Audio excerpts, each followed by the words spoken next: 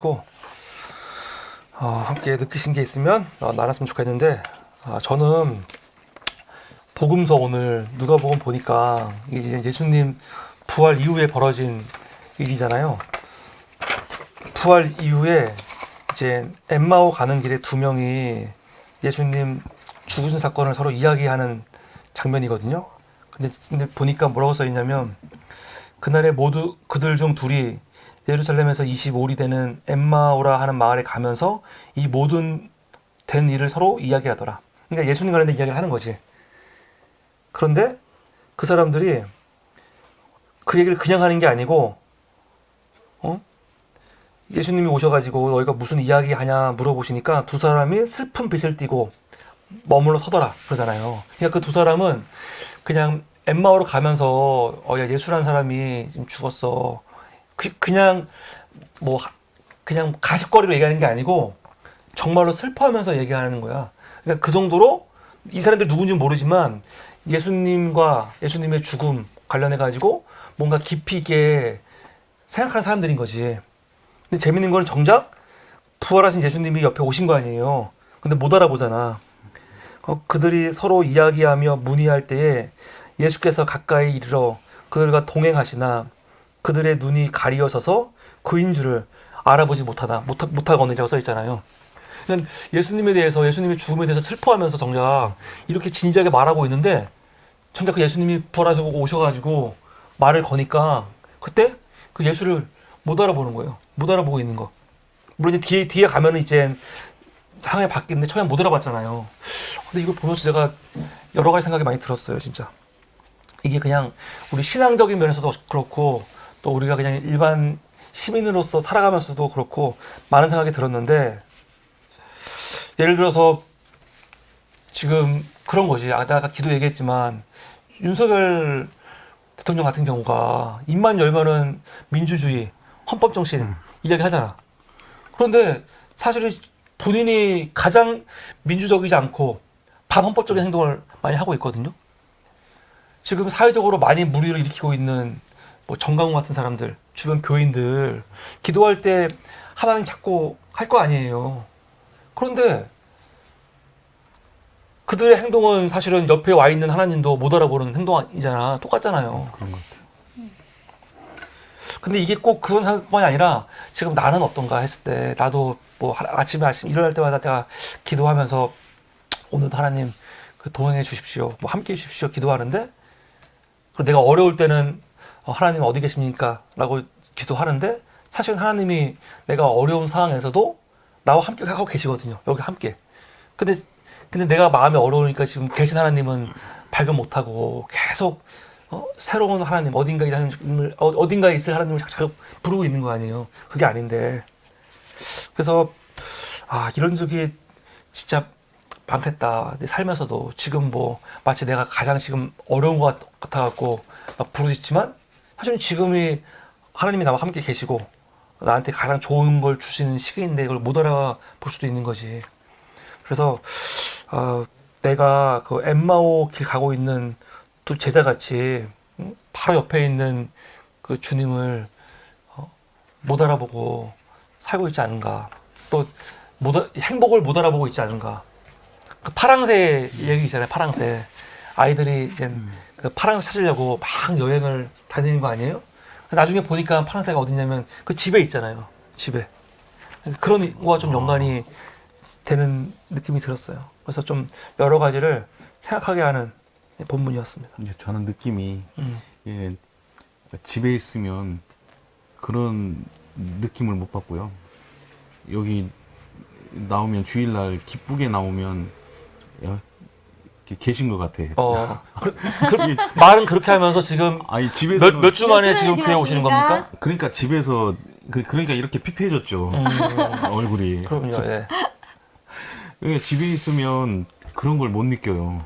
못 느끼는데 이렇게 나와서 이렇게 진짜 주변에 성도분들하고 이렇게 교제하고 이렇게 하다 보면 그게 되게 저한테는 되게 기쁘고 그게 주님이 이렇게 좀 임재해 주셔서 그런 게 아닌가.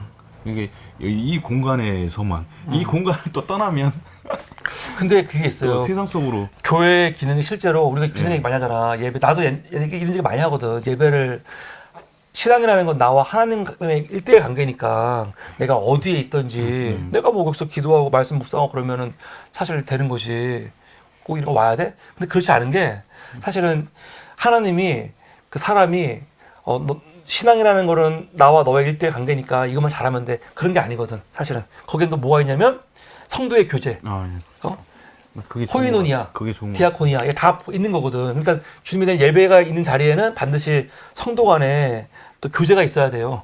그래서 교회 예수님께서 뭐라고 하냐면은 교회 얘기할 때 너희가 내 이름으로 두세 명이 모여서 부르짖는 곳에 내가 있겠다고 하잖아. 이 두세 명이라는 게 뭐냐면은 혼자서는 안 되는 거야. 확실히 진짜로 이 함께 모여갖고 예배를 드리는 거는 되게 중요한 것 같아요. 여기에는 예배라는 게 꼭 주님께 찬양하는 것만 있는 게 아니고 성도들끼리 모여서 서로 삶을 나누고 서로 위로해주고 기도해주고 그런 게 되게 중요한 것 같아요. 그래서 지금 우리 천민수 지사님 얘기를 들으면서 이 교회의 기능이 그런 거라는 걸. 근데 안 오잖아 계속 본인이. 아니 그러니까 시험 때문에 안 왔죠? 근데 여러분 시험 때문에 한 달을 안 왔지만 오늘 또 기쁜 소식. 오늘 왜 왔냐? 오늘 왜 왔냐면요 자랑하러 왔습니다. 학교에서 자랑하는 거 1등 했다고 합니다. 1등. 그거지. 한 주간 예배를 건너뛰고 대신 1등을 했네. 했습니다. 이 정도면 뭐 충분히 인정하죠. 감동의 아니 눈물. 그게 아니라 이제 그거보다 전 진짜 집에 있으면 막 그런 게 밀려오거든요. 혼자 있을 때 막 우울하기도 하고 막 진짜 뭐 그 주님 생각할 틈이 없어요. 뭐 다른 생각이 자꾸 들어오니까. 근데 여기 이만 오면 주님하고 만나 그런 마음에선지는 모르겠지만 막 그냥 되게 기쁘고 그냥 막 즐겁고 그냥 막 눈물도 나오고 막 그래요. 이제 그런 게 막 자꾸 느껴져서 집에 있을 때 느끼지 못한 거 여기 와서는 느낀다는 거죠. 네. 좋은 거예요. 파랑새가 있어요. 근데 나는 여기서 못 느끼니까. 아니 목사님이 여기 계속 계시니까 항상 계시잖아요. 느끼는 건 좋은 거예요. 그럼 이건 이 장소가 뭐가 있는 게 아니고 우리 천민수 성모님이 그런 마음으로 오셨기 때문에. 근데 하나님은 사실은 내가 못 느끼더라도 어떤 자리에서든지 항상 계시는 거지. 여기 우리가 그 엠마오에서 함께하는 주님을 발견 못하는 것처럼 어디나 있으니까 감사합니다. 예, 오늘 방송을 보시면서 천민수 이사님 같이 나도 이런 마음을 느끼고 싶다는 분들은 언제든지 환영합니다, 여러분들. 맞습니다. 저희 교회로 언제 오십시오. 예. 오세요. 오시면 특별한 건 오세요. 없습니다. 특별한 건 없지만 오셔서 같이 말씀 맞습니다. 나누고 차 한잔 하고 예배 드리고 저희는 행사가 없는 교회니까 그런 걸 기대하면 안 되시고 힘들게 행사하지 않습니다. 그냥 오셔갖고 그냥 편하게 함께 예배 드리고 싶으신 분들은 누구든지 환영합니다. 감사합니다. 또 다른 분들 말씀 더 나눌 거 있으면 말씀 나눠주십시오. 저는 얘기하고 싶었던 게 그거였어요. 여기 이게 보면은 그리스도로 말미암아 20 베드로전서 베드로전서의 21절 그리스도로 말미암아 믿는 자니 너희 믿음과 소망이 하나님께 있게 하셨느니라. 이게 좀 이 믿음과 소망이 하나님께 저한테 주신 거 아닐까요? 믿음과 소망? 거기에 또 이 사랑도 포함되는 것 같아서 이 문구가 지금 그러니까 본인 마음에 믿음, 소망, 사랑이 넘쳐나는 것 같아요? 여기만 오면 여기만 오면 가스라이팅이라며. 그럼 가스라이팅 당하고 있는 거예요? 인생 자체가 뭐 모든 사람들이 다 그렇게 그렇죠. 아무래도 가스라이팅보다는 이제 좀 이렇게 상대를 이렇게 배려하고 마음 써주는 마음들이 더 큰 것 같다는 얘기죠. 그렇죠. 예, 맞습니다. 가스라이팅 용어는 좀 이상해요.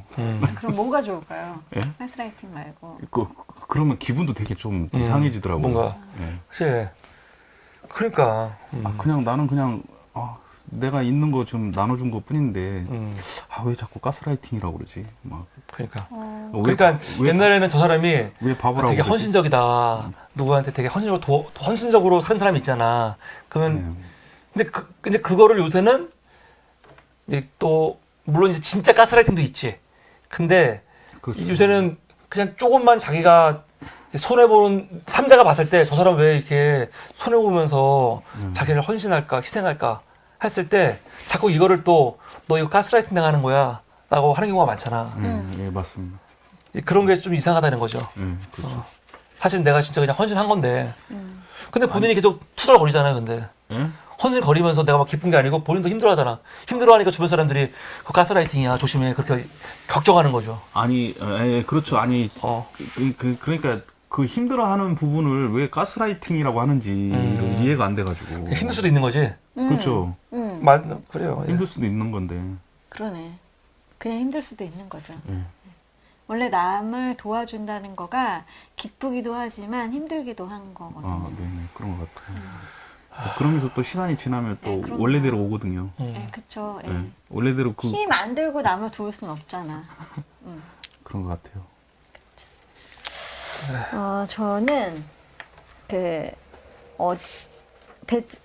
사도행전이랑 베드로전서가 같이 이제 눈에 좀 들어왔는데 네. 여기 보면은 예수를 십자가에 못 박히고 난 다음에 베드로가 이제 그 유대인하고 예루살렘에 있는 사람들한테 소리를 질러 얘기를 하는 건데 엊그제 그러니까 너희가 못 박은 예수는 그러니까 예수가 너희는 그를 죽였지만 그가 다시 살아나셨고 그가 이제 우리에게 되게 큰 그걸 알려주셨다고 이제 얘기를 하거든요. 근데 내가 이제 생각을 해봤을 때 내가 만약에 예루살렘에 있었어. 나는 베드로하고 그런 제자가 아니었고 예수에 대한 이야기를 듣다가 예수를 내 군중이었다고 생각하면 내가 예수를 뭐 못 박아 죽여라 막 이렇게 했었던 사람인데 다시 그 예수님의 제자들이 내 앞에 나타나가지고 너가 엊그제 그 사람을 죽였지.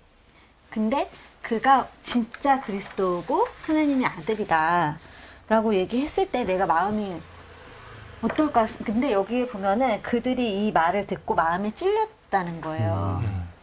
그러니까 그게 내가 이제 그 마음에 찔렸다는 것 자체가 그러니까 우리는 어떤 상황이 있거나 어떤 얘기를 들었을 때 마음이 움직여요. 어떤 상황이나 행동이나 내가 뭘 했을 때 마음이 움직이거나 아니면은 그걸 듣고 우리는 마음으로 뭔가 생각을 해.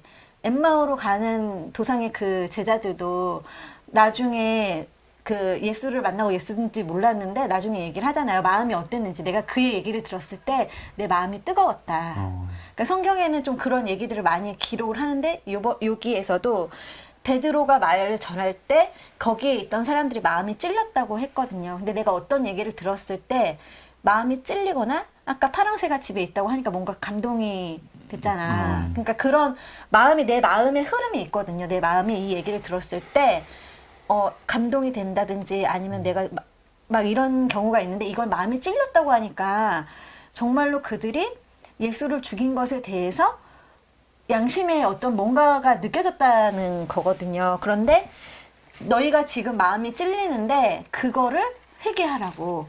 그럼 너희가 죄사함을 받을 수 있고 성령을 선물로 받을 수 있다고 딱 이 말을 하거든요.